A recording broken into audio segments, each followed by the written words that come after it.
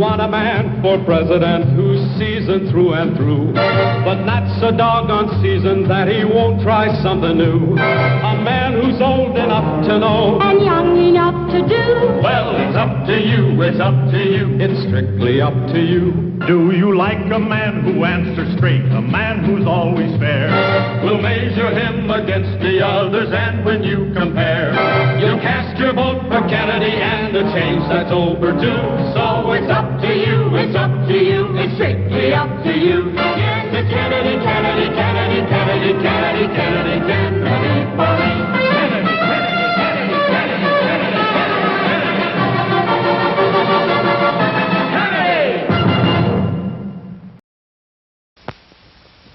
Here is President Eisenhower's decision on who is best qualified to follow him in the White House. Dick Nixon is superbly experienced, maturely conditioned in the critical affairs of the world. For 8 years, he has been a full participant in the deliberations that have produced the great decisions affecting our nation's security and have kept us at peace. He has shared more intimately in the great affairs of government than any vice president in all our history. He has traveled the world, studying at firsthand the hopes and the needs of more than 50 nations.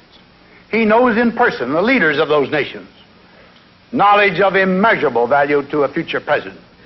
By all odds, Richard Nixon is the best qualified man to be the next president of the United States. Along with the president, all America is going for Nixon and Lodge. Vote for them on November 8th. They understand what peace demands. Hi, my name is Harry Bellefonte. I'm an artist, and I'm not a politician. But like most Americans, I have a great interest in the political and the economic destiny of my country. I'm seated here with Senator Jack Kennedy. As a Negro and as an American, I have many questions, and I'm sure everyone does, about civil rights, about foreign policy, about the economy of the country, and about things that'll happen. And I want to make it very clear, Harry, that on this question of equality of opportunity for all Americans, whether it's in the field of civil rights, better minimum wages, better housing, better working conditions, jobs, I stand for these things. The Democratic Party under Franklin Roosevelt stood for them. I'm voting for this, Senator. How about you? Vote for a leader like Roosevelt. Vote for John F. Kennedy for president.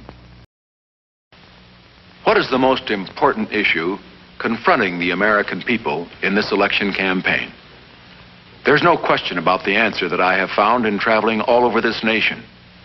Above everything else, the American people want leaders who will keep the peace without surrender for America and the world. Henry Cabot Lodge and I have had the opportunity of serving with President Eisenhower in this cause for the last 7.5 years. We both know Mr. Khruschev. We have sat opposite the conference table with him. We know what peace demands. We will keep America the strongest nation in the world, and we will couple that strength with firm diplomacy. No apologies, no regrets. Always willing to negotiate for peace, but never conceding anything without getting a concession in return. Vote for Nixon and Lodge, November 8th. This is the Sills family. Recently, John F. Kennedy visited the Sills. Mr. and Mrs. Sills are facing one of the great problems that all American families are now facing, and that is the great increase in the cost of living. Our rent has gone up, our food, our cleaning of our clothing, buying of the clothing, our gas and electric and our telephone bills have gone up. What's been your experience, Mrs. Sills, as far as keeping those two daughters of yours going? We're very concerned with their future. We would like both of them to go to college. Have you been able to put much aside? No, unfortunately, not right now. One of the things which I think has increased the cost of living has been this administration's reliance upon a high interest rate policy. My own judgment is that we're going to have to try to do a better job in this field. Yes, we can do better. But to do so, we must elect the man who cares about America's problems. We must elect John F. Kennedy president. Mr. Nixon, what is the truth? Can we continue to have peace while Khruschev is trying to stir up the whole world against us?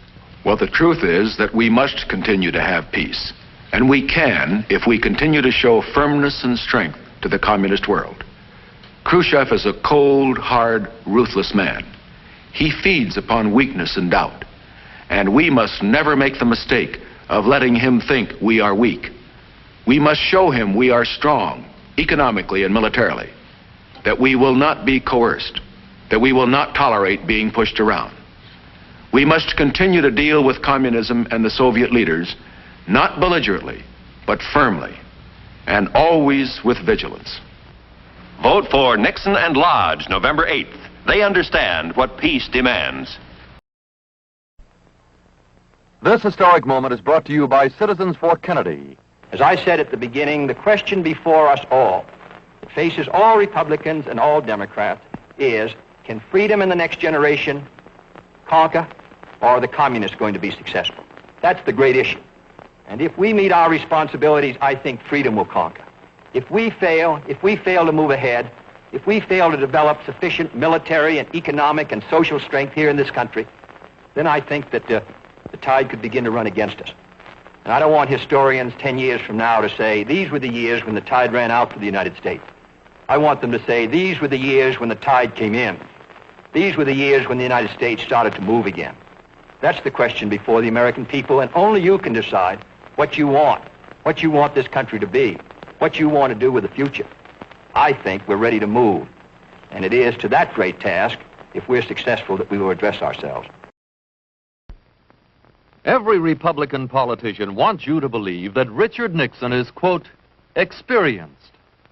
They even want you to believe that he has actually been making decisions in the White House. But listen to the man who should know best, the President of the United States. A reporter recently asked President Eisenhower this question about Mr. Nixon's experience. I just wondered if you could give us an example of a major idea of his that you had adopted in that role as the decider and final. If you give me a week, I might think of one. I don't remember. Because At the same press conference, President Eisenhower said, no one can make a decision except me. and as for any major ideas from Mr. Nixon, If you give me a week, I might think of one. I don't remember. President Eisenhower could not remember, but the voters will remember. For real leadership in the 60s, help elect Senator John F. Kennedy president.